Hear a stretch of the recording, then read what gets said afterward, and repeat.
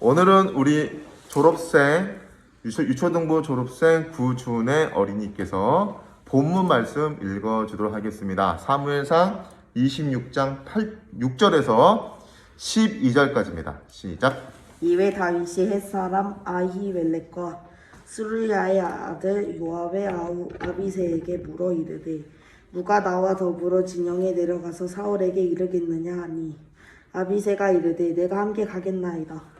다윗과 아비새가 밤에 그 백성에게 나아가 본즉 사울이 진영 가운데에 누워 자고 창은 머리 곁에 땅에 꽂혀 있고 아브네가 백성들은 그래 둘러 누웠는지라.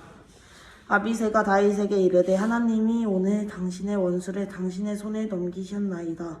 그러므로 청하오니 내가 창으로 그를 찔러서 단번에 땅에 꽂게 하소서. 내가 그를 두 번 찌를 것이 없으리이다 하니 다윗이 아비새에게 이르되 죽이지 말라. 누구든지 손을 들어 여호와의 기름 부음 받은 자를 치면 죄가 없겠느냐 하고 다윗이 또 이르되 여호와께서 살아계심을 두고 맹세하노니 여호와께서 그를 치시리니 혹은 죽을 날이 이르거나 또는 전장에 나가서 망하리라. 내가 손에 들어 여호와의 기름 부음 받은 자를 치는 것은 여호와께서 금하시나니 너는 그의 머리 곁에 있는 창과 물병만 가지고 가자 하고 다윗이 사울의 머리 곁에서 창과 물병을 가지고 떠나가되 아무도 보거나 눈치채지 못하고 깨어있는 사람도 없었으니 이는 여호와께서 그들을 깊이 잠들게 하셨으므로 그들이 다 잠에 잠들어 있었기 때문이었더라. 아멘. 네, 감사합니다. 오늘은 우리 유초등부에서 졸업했던 구준의 학생이 말씀 읽어줬죠. 네, 그래서 바로 저는 말씀 들어가도록 하겠습니다. 일단 오늘 말씀 보기 전에 24장에서 다윗이 그 사울을 죽일 기회가 두 번 있었죠. 첫 번째는 바로 24장에서 한 번 있었죠. 24장에서 다윗이 광야에 있을 때 엔기데 광야 죄송합니다. 엔게디 광야에 있을 때 사람들은 이제 제보를 하죠. 사울이 온 24장 2절 사울이 온 이스라엘에서 택한 사람 3,000명을 거느리고 다윗과 그 사람들을 찾으러 들렴소 바위로 갈세. 그러니까 어떤 사람이 그에게 이제 제보를 합니다. 그리고 다윗을 잡으러 군사 3,000명을 데리고 와. 이게 근위병인지 아니면 특수부대 사람들인지는 모르겠는데 다른 나라와 싸우러 가는 것도 아니고 다윗을 잡으려고 지금 3,000명을 데리고 가는데 3절에 보니까 길가 양에 우리에 이른 즉 굴이 있는데 사울이 조금 뒤가 좀 큰일이 보고 싶었나 봐요. 그래서 뒤를 보려고 들어갑니다. 그리고 동굴에 들어가서 뒤를 이제 보려고 가서 용변을 보고 있는데 하필이면 거기에 다윗과 다윗의 사람들이 이제 숨어 있는 거죠. 그러니까 사람들이 이르되 지금 여호와께서 이 상황을 보니까 여호와께 당신에게 지금 맡겼다. 지금 죽이면 된다. 그럼 우리가 도망다닐 필요가 없지 않냐. 근데 이때 다윗이 살짝 겉옷자락만 자르고 이제 사울을 살려주죠. 그리고 이제 16절에서 이제 내가 그 옷자락 잘랐는데 왜 그 앞에 14절에서 이 죽은 개 같은 이 벼룩 같은 이 죽은 개라는 거는 굉장히 관용적인 표현이지만 이스라엘에서 굉장히 그 모욕적인 그 멸시적인 그런 뜻이에요. 그러니까 나는 이렇게 천한 사람을 왜 이렇게 죽이려고 이렇게 왔냐. 그러니까 16절에서 사울이 울면서 이야기합니다. 내 아들아 이것이 내 목소리냐고 울면서 이제 내가 너를 학대하는 넌 나를 선대하는구나. 그러면서 이제 안 하겠다고 내가 이제 그렇게 말을 합니다. 그리고 다윗이 사울에게 맹세하고 사울은 집으로 돌아가고 다윗과 그 사람들 요새로 돌아가요. 근데 이제 드디어 이제 26장에서 다시 또 이상한 그 일이 또 터집니다. 10사람이 기부하에 와서 사울에게 또 말합니다. 다윗이 광야 앞 하길라산에 숨어 있다라고 또 다시 제보를 하는 거예요. 근데 이때 사울이 다윗에게 이야기를 했는데 이제 뭐 내가 너를 해치지 않겠다고 얘기했는데 다시 또 10광야에서 다윗을 찾으려고 그 3,000명 똑같은 3,000명이었던 것 같아요. 3,000명을 데리고 갑니다.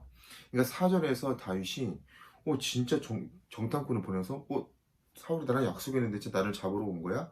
라고 정탐꾼을 보면서 확인을 해요. 그런데 4절에 보니까 사울이 과연 이룬 줄 알고 진짜 왔구나 라고 다윗이 거기서 다윗의 어떤 약간 실망하는 마음과 반신반의했는데 어쩔 수 없구나 라는 그런 어떤 마음이 느껴지지 않습니까? 이게 1절에서 4절까지 그 내용인 거예요. 그러니까 이제 그 엔게디 광야에서 죽일 수 있었는데 살려줬잖아요. 그런데 뭐 이제 울면서까지 뭐 내가 너 해치려고 너 나를 선으로 갚았구나 그렇게 말했는데 그럼 다시 또 이렇게 하니까 다윗은 굉장히 기가 막혔을 것 같아요. 그리고 이제 5절에서 6절까지 5절에서 7절까지는 이제 다윗이 왜 이런 마음을 먹었는지는 모르겠어요. 이제 그 사울 왕이 자고 있고 그 군대 장관 아브넬이 있잖아요. 근데 다른 3천 명 백성들이 주변을 둘러쌌어요. 그러니까 이 가운데에 사울이 거하고 있는 거예요.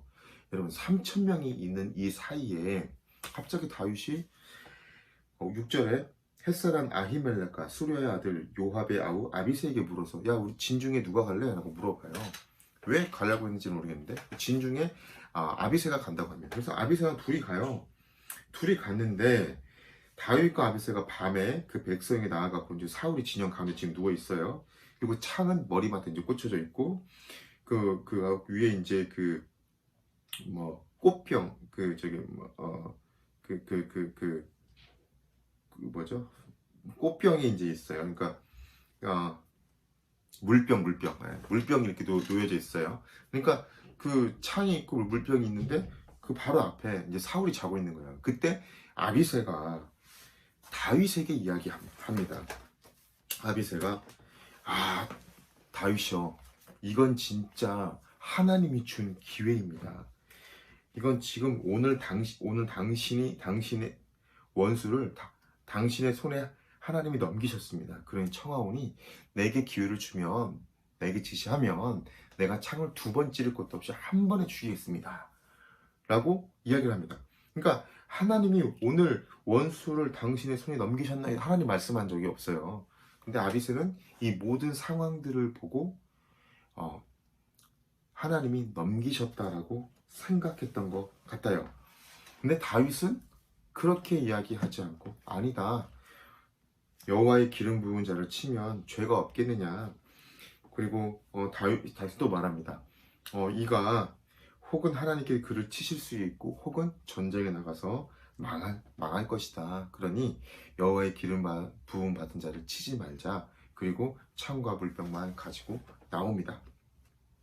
그리고 이 모든 과정에서 다윗이 이스라엘 진중에 사울의 진중에 갔다 왔는데 3천 명 이렇게 그 뭐 사울까지 합친 3,001명, 아브넬 군대 사령관까지 집어넣지 않았으면 3,001명이 거기에 있는데 거기에 두 명만 가서 그냥 유유히 다시 돌아오게 됩니다. 그 모든 과정이 바로 12절 마지막에 이는 여호와께서 그들을 깊이 잠들게 하셨으므로 그들이 다 잠들어 있었기 때문이다. 그러니까 다윗이 갔다 온 그 과정 속에서도 하나님은 도우시고 지키시고 계셨다는 거죠. 자, 이 내용을 잠깐 살펴보았습니다. 그럼 여기서 그 아비새와 다윗에 대해서 잠깐 생각을 좀 해봤습니다. 여러분, 아비새의 기준은 무엇이었을까요? 아비새의 기준은 맞습니다. 아비새의 기준은 상황이었습니다. 그러니까 이 모든 상황들을 보니까 이건 하나님이 당신의 손에 맡겼다. 그러니까 당신에게 지금 죽이라고 하는 거다. 이 원수를 그때 우리가 살려주는데 지금은 다시 하나님이 기회 줬다. 얘를 죽이면 이제 우리가 도망 다니지 않아도 된다. 이 모든 정황들을 봐라. 하나님이 지금 주신 기회다. 라고 했던 것이 바로 그 모든 상황 논리로 풀어가고 있는 이 아비새였고요. 사실은 이 부분이 참 아비새의 안타까운 부분이죠. 하나님과의 관계가 약하면 이렇게 될 수도 있는 것 같아요. 그런데 다윗은 하나님의 말씀을 따랐고 하나님의 말씀을 날마다 생각했던 것 같아요. 하나님께서는 어떻게 하셨을까? 하나님의 마음에 합한 사람이라고 했으니까 그 하나님의 말씀을 가까이 하고 또 찬양하고 늘 하나님과 가까이 좋은 관계를 맺었던 다윗의 기준은 상황이 아니었습니다. 바로 말씀이었어요. 말씀. 악하지만 하나님이 세우셨다. 패하시는, 세우신 것도 하나님이시고 패하시는 것도 하나님이시다. 계속되는 불편함이 있고 뭐 어려움이 있지만 이 어떤 하나님이 기름 부음을 부으신 자, 이 왕에 대한 어떤 자기 위의 리더십에 대한 그런 부분에서 다윗이 하나님 앞에 말씀의 기준을 가지고 대하는 태도를 보여줍니다. 자, 요거를 봤을 때 참 우리는 우리가 삶을 살아가다 보면 여러 정황들을 또 만나게 되잖아요. 저도 이제 뭐 아르바이트도 하고 뭐 그러는데 보면 굉장히 힘들게 하시는 분들이 있어요. 그냥 편하게 말해도 되는데 막 또 뭐 욕을 한다든지 너무 뭐 이렇게 힘들게 말씀을 하시는 그런 분들, 뭐 이렇게 선인장 같아요. 가까이 가면 막 찌르는 것 같아요. 그런 분들 참 너무 힘든 것 같아요. 제가 예전에 자동차 회사에 한 7년 근무했었는데 거기 신우회가 있었어요. 신우회에 있었는데 신우회에 아직 들어오진 않았지만 뭔가 좀 관심을 보이는, 제가 이제 음악 동아리도 했는데 그 음악 동아리의 여직원이 저에게 와서 질문을 했어요. 무슨 질문을 했냐면, 혹시 이제 당신은 교회를 다니니까 한 가지 물어보고 싶다. 뭘 물어보고 싶습니까? 그러니까, 아니 저기 그 교회 다니는 사람은 다 그래요? 어떤 건데요? 자기 회사에 홍보팀에 있었는데 회사에 한 언니가 있는데 자기보다 그 몇 개월 빨리 들어왔는데 자기를 그렇게 괴롭히더라는 거예요. 굉장히 괴롭혔대요. 뭐 사사건건 괴롭히고 업무적으로 괴롭히고, 뭐 그분은 이제 결혼해서 이제 아이가 있고 자기는 이제 결혼 안 한 사람이고 들어와서 이제 남자들의 인기가 그쪽으로 쏠렸는지는 모르겠어요. 아무튼 굉장히 괴롭혔대요. 그래서 왜 이렇게 예수님 믿는다는 사람들, 교회 다니는 사람들은 원래 그런 거예요? 라고 물어보는데 제가 너무 낯뜨겁더라고요. 너무 미안하고, 아니 교회 다니는 사람이 그런 게 아니라 교회 다니는 사람에도 여러 사람이 있습니다. 좋은 사람이 있고 나쁜 사람이 있고 그저 그런 사람이 있는데 아마 그 사람은 좋은 사람은 아닌 것 같아요. 막 그러면서도 또 위로하고 격려하고, 네, 신우회 한번 와보세요. 좋은 사람도 있습니다. 그래서 나중에 신우회 와서 그 이제 자매가 이제 교회 다 다니게 되고 신앙생활을 하게 됐는데, 그 나중에도 물어보니까 계속해서 괴롭혔다는 거예요. 제가 몇 번 찾아가서 좀 권면다고 했는데 많이 괴롭혔다고 하더라고요. 차 이런 경우들이요. 이런 경우들 이제 한번 생각해 봤습니다. 이런 경우들이 있을 때 우리를 괴롭히고 또 이렇게 힘들게 하는 사울과 같은 사람이 있을 때, 사울은 뉘우치잖아요. 뭐 울잖아요. 근데 진짜 회개는 아니었던 것 같아요. 이런 부분이 있을 때 어떻게 해야겠냐. 내가 할 것과 하나님이 할 것을 한번 구분을 한번 줘봤습니다. 그러니까 하나님 권한에 맡기는 거죠. 하나님 권한에 맡겨야 될 일. 저 이제 결혼해서 아내와 관계도 그렇고, 저도 아내에게 좀 좋은 남편이 되어야 되는데, 좀 신혼이라 그런지 사랑도 하지만 좀 많이 다투는 경우가 있습니다. 그러니까 아내의 어떤 내가 봤을 때 아내가 이렇게 변화됐으면 좋겠는데, 또 아내가 저를 봤을 때 제가 이렇게 변화됐으면 좋겠는데, 뭐 그런 부분들. 또 다른 사람들과의 어떤 관계 속에서 어떤 뭐 무슨 노력은 해야겠지만 정말 바뀌지 않은 그런 부분들, 노력하고 막 기도하고 막 이렇게 해야겠지만 그런 부분들은 일단 하나님께 맡기고, 하나님 앞에서 내가 어떻게 해야 될까. 일단은 그런 부분들은 하나님께 그냥 잘 맡겨드리자. 그리고 기도하고 노력도 하지만 일단 하나님께 최선을 다해서 맡기는 역할을 하자. 그리고 두 번째, 내가 해야 될 일.